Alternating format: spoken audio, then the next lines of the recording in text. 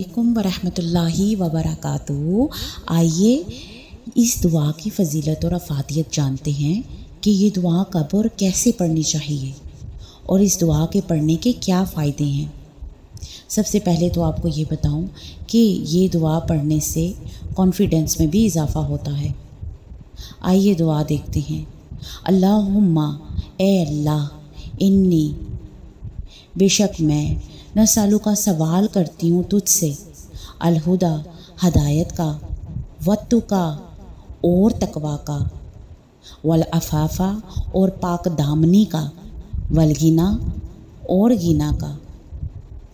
جو شخص ان چار نعمتوں سے محروم ہے وہ حقیقت میں محروم ہے۔ پہلی چیز کیا ہے؟ ہدایت، اور دوسری چیز تقوی۔ ہدایت کا معنی ہے راستے کا مل جانا، اور اس راستے کا ملنا جو بالکل صحیح راستہ ہے، صحیح راہ دکھائی دینا، پھر اس راستے پر چلنا اور اس طرح چلنا کہ ہر چیز سے بچتے بچاتے انسان منزل تک پہنچ جائے۔ اور تقوی اس وقت تک مکمل نہیں ہوتا جب تک انسان پاک دامنی نہیں اختیار کرتا۔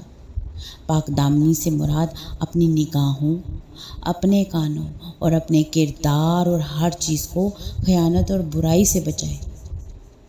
غنا دل کی اس کیفیت کا نام ہوتا ہے کہ جس کی وجہ سے انسان ہر طرح کے لالچ اور دنیا کی ہرس اور ہوس سے پاک ہو جاتا ہے۔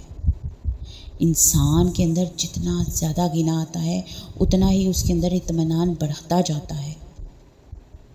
غنا مال و دولت سے نہیں، دل کی کیفیت سے ہے، اور دل کی یہ کیفیت اللہ سے مانگنی چاہیے۔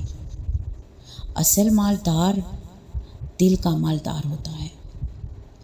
ایک روایت میں آتا ہے کہ اگر انسان کے پاس سونے کی ایک وادی ہو تو وہ دوسری کی تمنا کرے گا، اور انسان کا پیٹ مٹی کے سوا کسی اور چیز سے نہیں بھر سکتا۔ جب تک انسان کے اندر دنیا کی ہرس اور لالچ ہو، انسان کبھی بڑے مقاصد کے لیے کام نہیں کر سکتا۔ انسان کبھی بھی جنت کا سودا نہیں کر سکتا، کیونکہ جنت اعلیٰ ترین مقام ہے، اور اسی کے لیے دنیا سے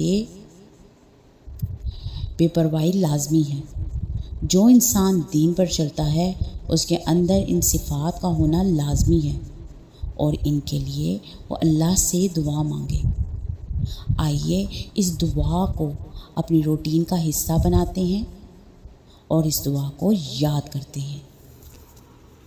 اللهم إني أسألك الهدى والتقى والعفاف والغنى